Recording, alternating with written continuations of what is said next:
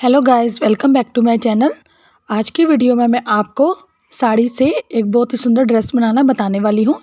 इसके लिए मैंने साड़ी ली है और लाइनिंग ली है और ये कुछ लेसेस हैं।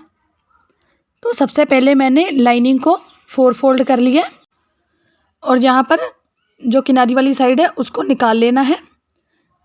इस तरह से जो कन्नी होती है ना उसको अलग कर लेना है। अब जो भी मार्किंग होगी इसके नीचे नीचे ही होगी, तो इसके बाद हमें 1/2 इंच पर एक मार्किंग कर लेनी है और इसको फिर से मिला लेना है। और मेरी वाली साइड जो है वो बंद है, सामने वाली साइड जो है वो ओपन है। और जो ऊपर की चोली की लेंथ है ना वो है 16 इंचज़ और 1/2 इंच ऊपर 1/2 इंच नीचे जाएगा मार्जिन में। तो इसके लिए मैं इसकी मार्किंग करूँगी 17 इंचज़ पर, इस तरह से। और अब इन निशानों को भी मिला देना है। ये मैं हैवी साइज़ में ही बना रही हूँ। और यहाँ पर इसका जो शोल्डर लेना है उसको हमने 7 इंचज़ लेना है। ये मैं डीप नेक में भी बना रही हूँ। तो अगर आपको ये जानना है ना कि बैक नेक के अकॉर्डिंग किस तरह से शोल्डर लेना है, तो अगर आप मुझे कमेंट करके बोलेंगे ना तो मैं आपको बता दूँगी। उसके ऊपर भी डिटेल में एक वीडियो बनाऊँगी। और आर्म होल की लेंथ मैंने ली है 7.5 इंचज़ और इस तरह से एक बॉक्स सा बना लेना है,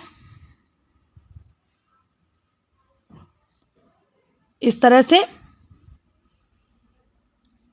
और अब यहाँ पर जितनी हमने आर्म होल की लेंथ ली है ना उसको इस तरह से सेंटर कर लेना है और सेंटर से ही 1/2 इंच अंदर की तरफ लेना है। और अब यहाँ पर चेस्ट की मार्किंग करनी है, तो चेस्ट है 10.5 इंच और जो कमर आएगी वो आएगी 9.25 इंच।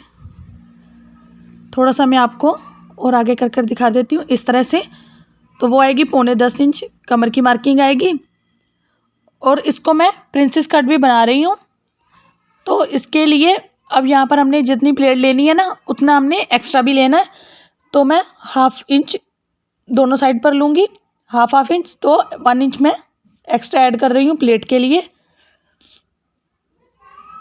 और अब यहाँ पर एपेक्स पॉइंट की मार्किंग करनी है।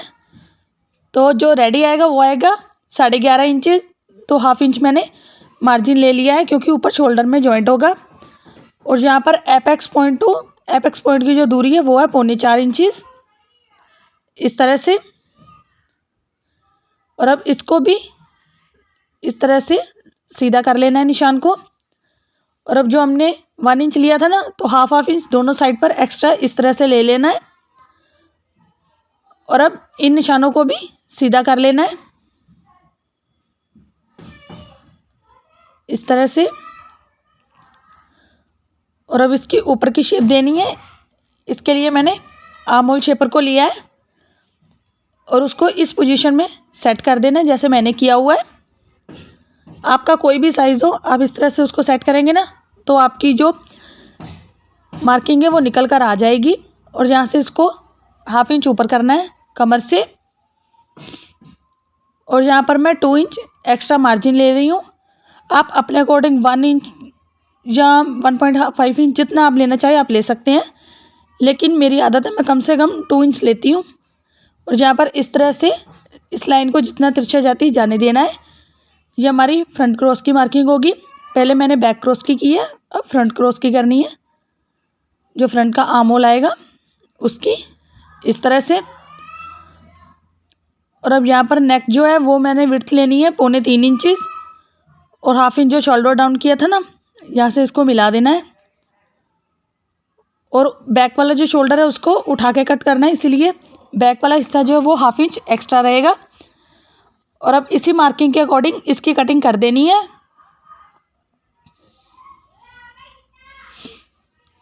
तो ये कुर्ती के अपर पार्ट की कटिंग हो गई है।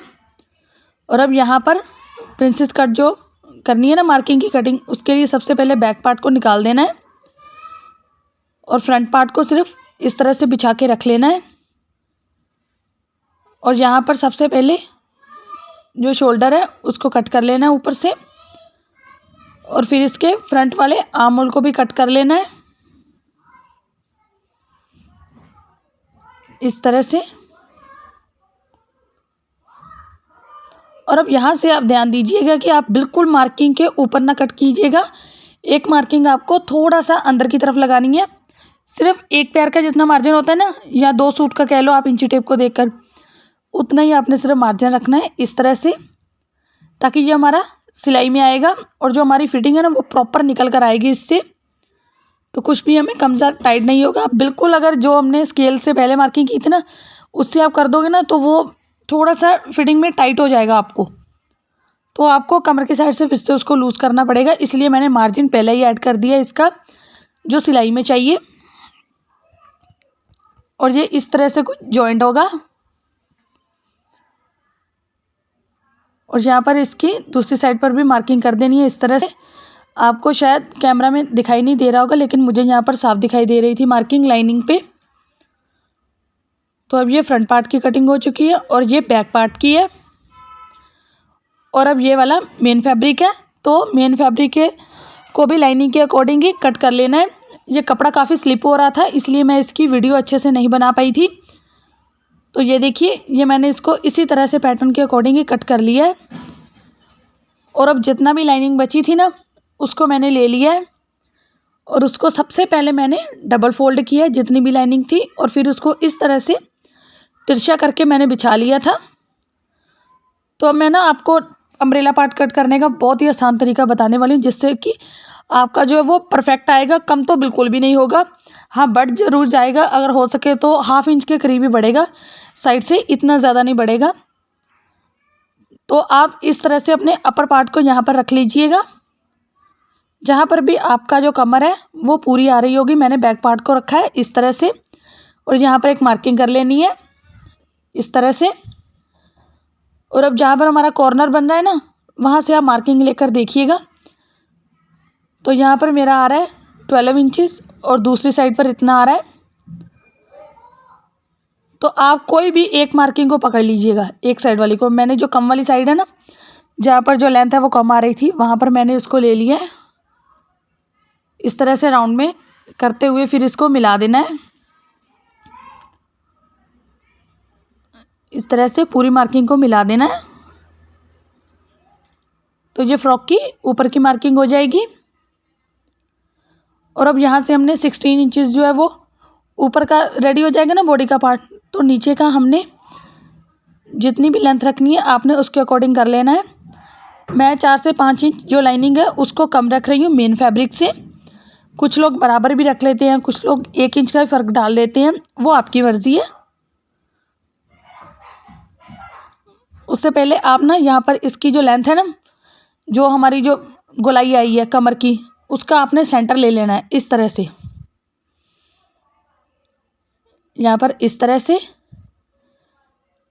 और फिर जो सेंटर लिया था ना उसको हमने फिर से इस तरह से 4 फोल्ड कर लेना है।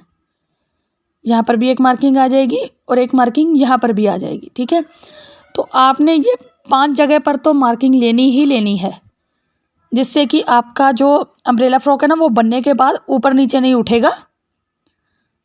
तो यहाँ पर इसकी जितनी भी लेंथ आ रही है ना लाइनिंग की, मैं उतनी ले रही हूँ। और यहाँ पर ये जो 3-4 पॉइंट मैंने लगाए हैं ना, उन सभी के ऊपर ही इस तरह से मार्किंग करते जाना है इस तरह से। और अब इन सभी निशानों को मिला लेना है। तो फ्रेंड्स, अगर आपको कुछ भी समझ में नहीं आता ना तो आप मुझे प्लीज़ कमेंट करके ज़रूर बताइएगा। मैं थोड़ा और अच्छे से आपको बताने की कोशिश करूँगी, जिससे कि आपको अच्छे से समझ आ सके कोई भी चीज़ हो। तो यहाँ पर मार्किंग के अकॉर्डिंग इसकी कटिंग कर लेनी है। और अब मैंने इसी लाइनिंग वाले पार्ट को मेन फैब्रिक के ऊपर रख दिया। मेन फैब्रिक को भी मैंने वैसे ही फोल्ड किया जैसे मैंने लाइनिंग को किया था। और यहाँ पर 16 इंचेस जो है वो ऊपर का निकल गया चोली का, और नीचे मैंने इसकी लेंथ जो रखनी है वो रखनी है 48 इंचेस। तो 49 इंचेस मैं ले रही हूँ। नीचे से 1/2 इंच फोल्डिंग में जाएगा और ऊपर से भी जाएगा 1/2 इंच मार्जिन में। तो यहाँ पर 48 इंचेस के अकॉर्डिंग मैंने मार्किंग कर ली है। और यहाँ पर ये इसका जॉइंट भी कट कर लिया, थोड़ा सा कपड़ा कम था ना तो इसलिए मैंने इसमें जॉइंट डाल लिया। और अब इसकी स्लीव की कटिंग करनी है।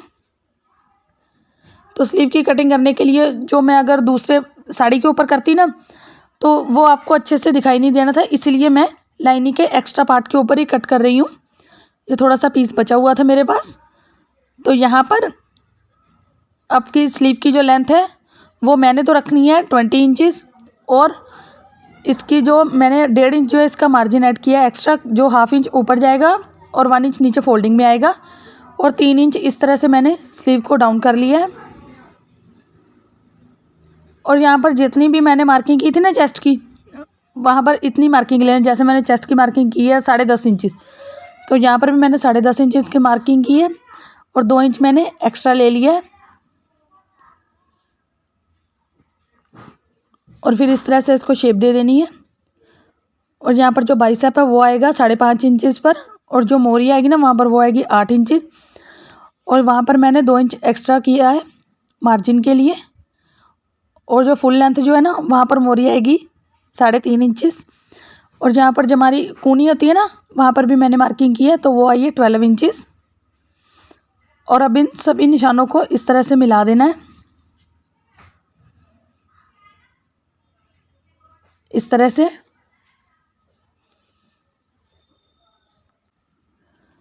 और यहाँ पर 2-2 इंचज़ का मार्जिन रखते हुए सभी निशानों को मिला देना है इस तरह से। और अब इसी मार्किंग के अकॉर्डिंग ही फैब्रिक को कट कर लेना है, और इसी लाइनिंग वाले पार्ट को मैं मेन फैब्रिक के ऊपर रखूँगी, उसको 4 बार फोल्ड करूँगी और इसी के अकॉर्डिंग ही उसकी बाजू की कटिंग कर दूँगी। तो ये थी मेरी कुर्ती की कटिंग की वीडियो। स्टिचिंग की वीडियो मैं आपको कल अपलोड करके दूँगी। तो आपको मेरी आज की वीडियो कैसी लगी प्लीज़ कमेंट करके ज़रूर बताइएगा। Thanks for watching.